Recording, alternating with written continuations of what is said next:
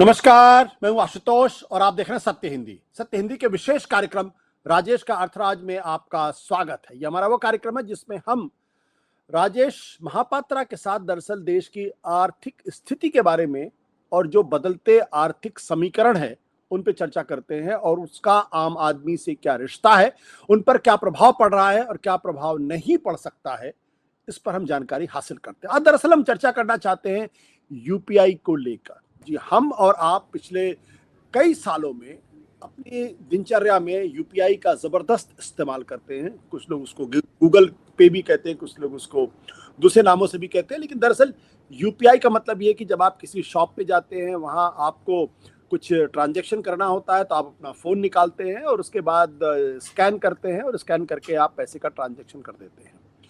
ये पिछले 4-5 सालों में एक बहुत बड़ा ट्रेंड हो गया है और लोगों को अब ये बहुत सहूलियत भी हो गई है और इसके लिए वाकई में देश की सरकार को तारीफ करनी चाहिए। लेकिन अब इसी ट्रांजैक्शन पे आपको कुछ पैसे भी देने पड़ सकते हैं, जैसे कि जब आप क्रेडिट कार्ड का इस्तेमाल करते हैं या डेबिट कार्ड का इस्तेमाल करते हैं तो उसमें कुछ ट्रांजैक्शन जो चार्ज होता है वो आप अदा करते हैं। इसी तरीके से जब आप यूपीआई का इस्तेमाल करेंगे तो सरकार एक कानून बनाना चाहती है और उस कानून के तहत जो है वो 2000 से कम के जितने ट्रांजैक्शन हैं यानी मैन टू मैन, उसमें चार्जेस नहीं लगेगा। इस तरीके की बात सरकार कर रही है।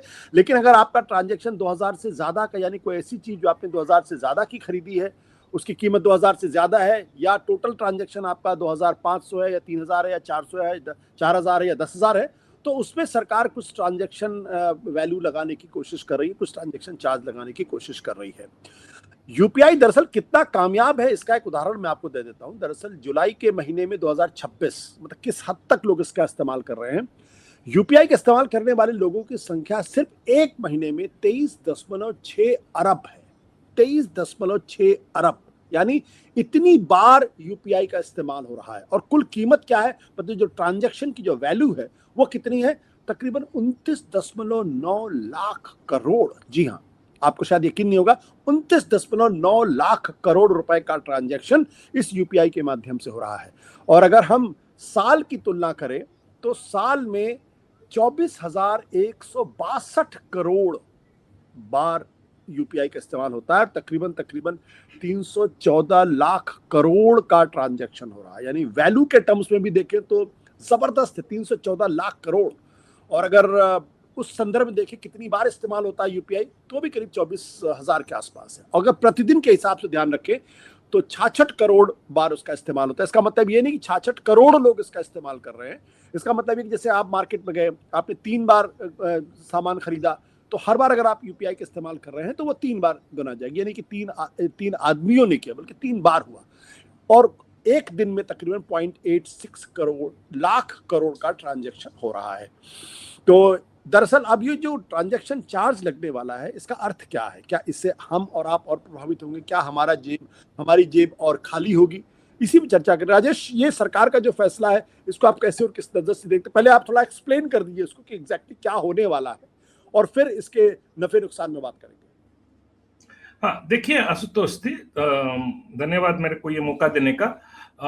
अभी जो सरकार ने अभी एक प्रपोजल लाया है पार्लियामेंट में, जो हमारा payments and settlement system act है, उसमें एक संशोधन करने के लिए, जिसके तहत एक लीगल फ्रेमवर्क बन सकता है। और वो लीगल फ्रेमवर्क के तहत सरकार यूपीआई ट्रांजैक्शंस के ऊपर एक मर्चेंट फी, जिसको कहते हैं, वो लगा सकती है। अभी ये जो विधेयक को बदलने की जो प्रपोजल है, उस प्रपोजल में ये नहीं बताया गया है कि कितना चार्ज लगेगा, किसके ऊपर लगेगा, ये सब कोई चीज बात नहीं की गई है। ये दरअसल में एक एनेबलिंग फ्रेमवर्क क्रिएट करना चाहते हैं कि एक बार, क्योंकि अभी जो पार्लियामेंट का जो एक्ट है उसके अंदर यूपीआई एक पब्लिक गुड के तहत माना जाता है, यानी कि सार्वजनिक सुविधा के लिए है, और उसको सरकार और सरकार के अलग अनुष्ठान वो अपने खर्चे पे उसको चलाते हैं, क्योंकि ये सार्वजनिक सुविधा के लिए है और उस पर कोई फी चार्ज नहीं होता है। तो अब सरकार कह रही है कि ये जो विधेयक को बदला जाए और उसमें ये प्रोविजन किया जाए कि आने वाले समय में अगर सरकार चाहे तो बिना पार्लियामेंट, बिना संसद के अनुमति के बिना वो उसमें जो बदलाव करना चाहे, फी अगर लगाना चाहे तो लगा सकता है। ये डेवलपमेंट है। अभी तक औपचारिक रूप से सरकार कुछ नहीं कहा है। जो आपने अभी दिखाया कि 2000 के ऊपर 0.25% से 0.5% लग सकता है, ये एक तरह से स्पेकुलेशन है, अनकन्फर्म्ड रिपोर्ट्स अखबारों में लगाया गया है। परसों स्टेट बैंक ऑफ इंडिया के चेयरमैन के इंटरव्यू में उन्होंने कहा कि ये 0.5 से 0.7% भी हो सकता है। और एक न्यूज रिपोर्ट था, उसमें ये कहा गया कि वो ये फी उनके ऊपर लगेगा जिनका 2 करोड़ से ऊपर का टर्नओवर है। यानी कि अगर कोई व्यापारी, उसको आप पेमेंट करते हो तो सरकार उससे लेगी मर्चेंट फी, अगर उसका टर्नओवर 2 करोड़ से ऊपर है। इस तरह से अलग अलग रिपोर्ट है। वो उतना अभी उसके वो ज्यादा बड़ा डिबेट का विषय नहीं है। डिबेट का पहला विषय ये है कि ये जो यूपीआई है आशुतोष, जैसे आपने ये आंकड़े दिखाए, ये गजब का सक्सेस रहा है। ये मोदी सरकार के बहुत सारे फेलियर हुए हैं, लेकिन अगर कोई एक चीज में, जनहित में कोई सबसे बड़ा अगर सक्सेस हुआ है तो जो हम अंग्रेजी में कहते हैं give the devil his due, तो वो ये है कि यूपीआई जब ये शुरू हुआ था अप्रैल 2016 में, पहला महीने में मात्र 373 ट्रांजैक्शन हुए थे। और आप कह रहे हैं कि आज के समय जो आपने डेटा दिखाया कि प्रतिदिन 66 करोड़ ट्रांजैक्शंस हो रहे हैं। जब ये शुरू हुआ था तो तब 21 बैंक इस सिस्टम को इंटीग्रेट किए थे। आज के डेट पर 703 बैंक इस सिस्टम को इंटीग्रेट कर रहे हैं। आप हर कोई, हर जगह जहां पे भी आपका अकाउंट है, लगभग आप एक यूपीआई को इंटीग्रेट कर सकते हो। इससे हुआ क्या है, ये जो यूपीआई का सफलता के पीछे एक बड़ा कारण ये रहा कि एक तो टेक्नोलॉजिकली एक बहुत बढ़िया प्रोडक्ट रहा, बहुत आसान है इस्तेमाल करना, हर कोई इसका इस्तेमाल कर सकता है। Even semi literate, illiterate people also can use it. तो एक तो अंडर क्लास के लिए ये, जो जिनको बैंकिंग सिस्टम से इतना एक्सेस नहीं है, जिनको आसानी से डेबिट कार्ड या क्रेडिट कार्ड नहीं मिलता है, उनके लिए एक बहुत बड़ा एम्पावरिंग टूल हुआ। दूसरा बात, एक उनका प्रोडक्टिविटी, सबकी प्रोडक्टिविटी को इसने, ये सिस्टम ने एनहांस किया। जैसे आपके घर में सामान आकर पहुंचता है, आप नहीं होते हो, आपके बच्चे सामान एक्सेप्ट कर लिए, आप और कहीं बैठे हो, वहीं से आप यूपीआई पेमेंट कर देते हो उसको, तो दोबारा उसको नहीं आना पड़ता है। दोबारा आता तो उसके समय जो खर्च होते, ये सोचिए कि कितना टाइम एंड मनी वेस्ट होता है। तो इस तरह से एक तरह से ना केवल ये एम्पावरिंग रहा है, ये प्रोडक्टिविटी ऑगमेंटिंग रहा है, और इसने हमारे भारत की शान बढ़ाई है। क्योंकि ये जो आंकड़े आपने दिए, जो हमारे ट्रांजैक्शंस जो हो रहे हैं यूपीआई के माध्यम से, ये पूरा विश्व भर में जितना ट्रांजैक्शंस होता है, मगर वॉल्यूम टर्म्स में देखें तो उसका लगभग आधा है। तो कहलाता है कि, और आज के डेट पर 8 देशों में यूपीआई सिस्टम काम कर रहा है, और कई सारे अफ्रीकन कंट्रीज ने हमारी मदद मांगी कि हमारे यहाँ पे हम करना चाहते हैं। तो अब ये सिस्टम इतना अच्छा काम किया है। एक चीज है जो बहुत अच्छी तरह से सफलता हासिल की है, तो अचानक क्या हो गया जो सरकार इसके ऊपर फी लगाना चाहती है।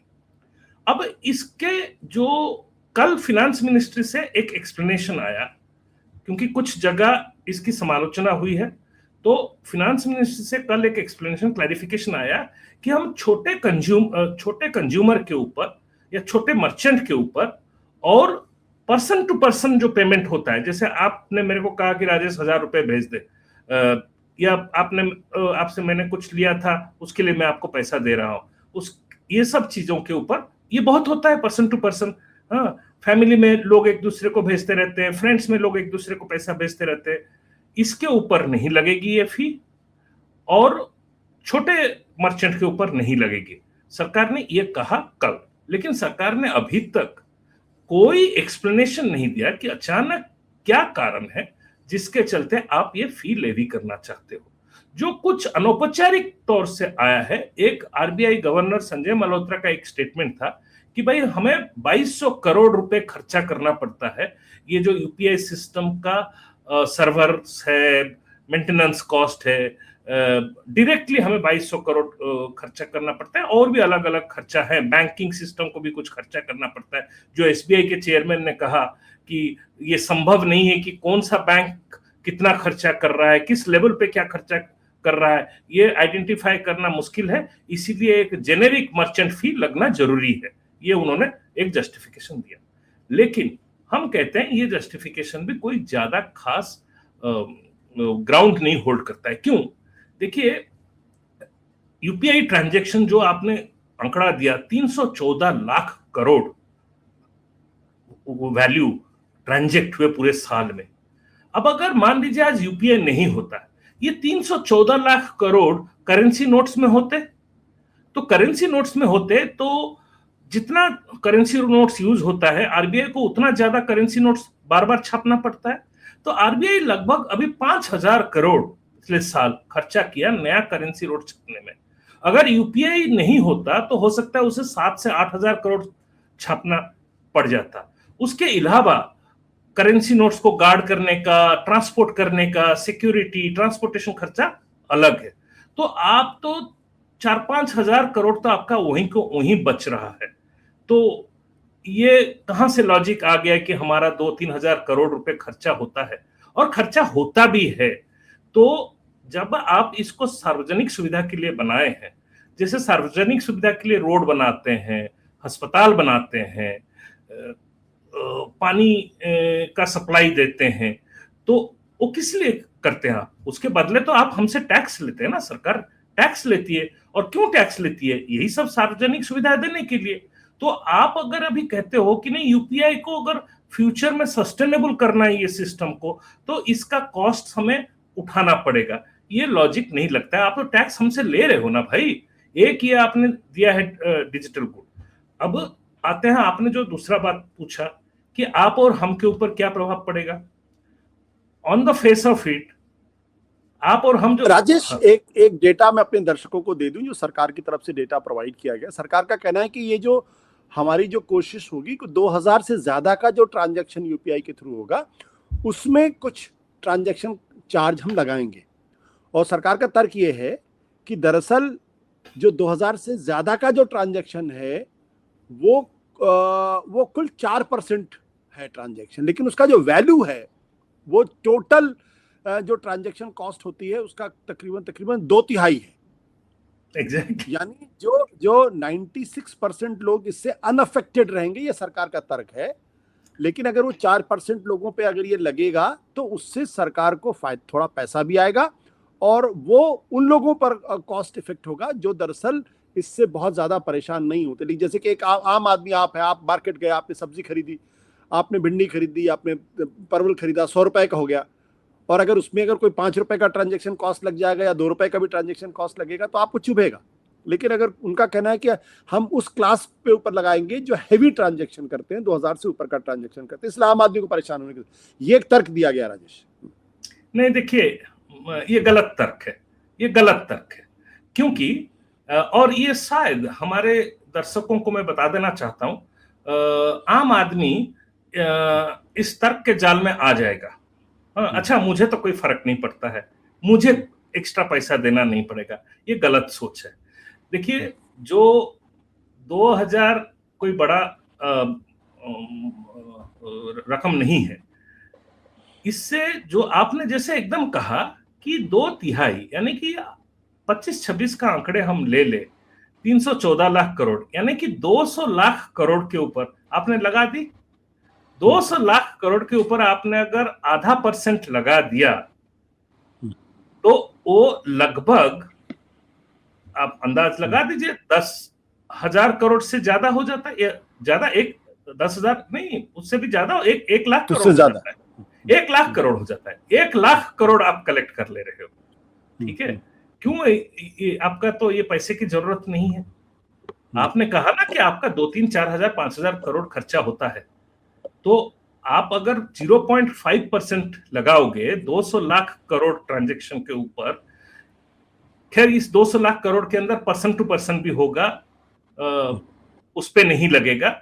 मैं कहता हूं कि अगर मान लीजिए सब काट छाट के आप अगर 50 लाख करोड़ के ऊपर भी लगाते हैं, तो उसका 1% जो होता है 50 लाख करोड़ का, वो लगभग आपको 50,000 करोड़ हो जाता है। यानी कि आधा % पे आप 25,000 करोड़ निकाल लोगे। आपका आवश्यकता क्या है? अगर आप कह रहे हो कि इसकी कॉस्ट ही आपको रिकवर करना है, पहला बात तो है कि ये कॉस्ट रिकवरी का बात नहीं है। आप एक और नया रास्ता खोलना चाहते हो कि हम और कुछ शुल्क, एक अलग तरह का शुल्क वसूल करें। और किससे करें? देखिए, ये ज्यादातर पेमेंट, यूपीआई पेमेंट जो मर्चेंट फी है, सारे मर्चेंट तो बड़े मर्चेंट नहीं है ना, सारे रिलायंस, जियो, अमेजॉन, ये लोग ये कॉस्ट को एब्जॉर्व कर सकते हैं। इसका 2 तरह से इंपैक्ट होगा हमारे आम आदमी के ऊपर। जो छोटे मर्चेंट हैं उनके लिए, वो तो ऑलरेडी ये बड़े लोगों के साथ मार्केट में compete करने के लिए अपना मार्जिन ऑलरेडी स्क्वीज कर रहे हैं। ये किराना स्टोर हो गया, छोटा व्यापारी हो गया, वो आज के डेट पर 2-3% का मार्जिन में वो अपना व्यापार करता है, क्योंकि उसे अमेजन से लड़ना है, उसे रिलायंस जियो से लड़ना है, उसे फ्लिपकार्ट से लड़ना है, उसे वॉलमार्ट से लड़ना है। ठीक है, उस 2-3% से अगर आप 0.5% ले जाते हो, यानी कि उसकी जो कमाई है उसका 1/6 ले लेते हो आप उससे, राइट? अगर वो व्यापारी कौन है? वो व्यापारी, वो छोटा बिजनेसमैन, वो छोटा इंडस्ट्रियलिस्ट, वही सबसे ज्यादा रोजगार पैदा करता है। उसका बिजनेस जब बढ़ता है तो उसका सबसे ज्यादा फायदा आम आदमी को होता है, नंबर 1। तो आप उसके पेट पे लात मारोगे तो कहीं ना कहीं सबसे ज्यादा रोजगार एमएसएमई सेक्टर में होता है, रिटेल सेक्टर में होता है, छोटे रिटेलर्स के वहां होता है। तो अगर कल को आपके चाय समोसा बनाने वाला अपने जो 2-3% का मार्जिन में धंधा कर रहा है, उससे उसको और देना पड़ जाए, वो उसी के पास जो लड़का लगाता है उसका तनख्वाह नहीं बढ़ाएगा। तो टू द एक्सटेंट दैट कि एक कंज्यूमर, एक प्रोड्यूसर भी है या एक छोटा मर्चेंट भी है। देखिए, दरअसल में 2 तरह से, एक तो जब ये लोग इतने छोटे मार्जिन पे काम कर रहे हैं, तो जो छोटा मर्चेंट है वो ये जो फी जब लगेगा, ये कोशिश करेगा कि उसको कंज्यूमर के ऊपर पास ऑन कर लेने का। जैसे अगर आप जैसे पहले छोटे दुकान में जाते थे, क्रेडिट कार्ड में पेमेंट करते थे, तो वो कहता था कि भाई 2% में आपको आपसे लूंगा, क्योंकि क्रेडिट कार्ड कंपनी उससे वो पैसा लेता था। बड़े बड़े दुकान आपको क्रेडिट कार्ड पे कभी पैसा नहीं मांगते। दूसरा चीज, छोटे व्यापारी, छोटे बिजनेसेस जो है, वो है सबसे बड़ा रोजगार के सोर्स वही है। तो कहीं ना कहीं अगर उनके मुनाफे के ऊपर इंपैक्ट हो रहा है तो रोजगार के ऊपर भी इंपैक्ट होएगा। तो इसीलिए ये तर्क, ये हम सोचें कि नहीं हमारे ऊपर कोई फर्क नहीं पड़ता इसलिए हम इसके बारे में क्यों हम सोचें, तो ये गलत होगा। लेकिन सबसे बड़ा सवाल जो आशुतोष है कि सरकार ने ये किया क्यों? जैसे मैंने कहा कि आपको जितना पैसा मिलेगा वो आप जितना खर्चा कर रहे हैं उससे कहीं ज्यादा है, और ऐसे भी जो आप खर्चा कर रहे हैं उसका यथार्थता इसलिए है कि ये पब्लिक गुड है, उसके ऊपर आपको खर्चा करना चाहिए। दरअसल में कुछ कंपनियां कुछ सालों से काफी लॉबिंग कर रहे हैं कि आप ये यूपीआई को क्यों फ्री रखे हो। नाम अगर हमको लेना पड़े तो हम 2 कंपनियों का नाम लेंगे जो इंडिया के अंदर एक्टिव है, वो है वीजा और मास्टर कार्ड। वीजा और मास्टर कार्ड हमारे क्रेडिट कार्ड इंडस्ट्री को लगभग 90% उन्हीं का धंधा है। जब से यूपीआई आया है, अब हर कोई यूपीआई के थ्रू पेमेंट करना शुरू किया है, तो उनके जो डेबिट और क्रेडिट कार्ड होता है उसके बिजनेस कहीं ना कहीं अफेक्टेड हुआ है, उनका बिजनेस में स्लो डाउन आई है।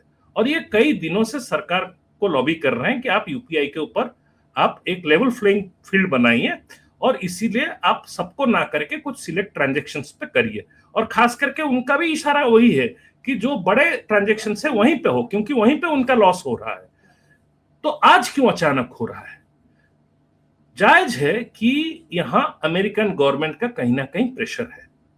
हमें लगता है जब सरकार ने कोई अपने तरफ से ठोस एक्सप्लेनेशन नहीं दिया है, हमारे पास कोई सबूत नहीं है ये कहने के लिए, लेकिन हाल में कुछ ऐसे एक दो चीज हुआ है। हमारा ट्रेड डील अभी तक आगे बढ़ा नहीं है, लेकिन हम अपने तरफ से कुछ एक आध कंसेशंस देते जा रहे हैं। शायद ये प्रयास है कि हम किसी तरह से ट्रंप सरकार को खुश कर लें। केवल ये नहीं, अभी 2-3 हफ्ते पहले सरकार ने और एक अभी हमारे को ये ग्राफिक्स की आवश्यकता नहीं है, हम इसको हटा सकते हैं। अब कुछ 1-2 हफ्ते पहले सरकार ने और एक बदलाव लाया अपना एफडीआई रूल्स में, फॉरेन डायरेक्ट इन्वेस्टमेंट रूल्स में।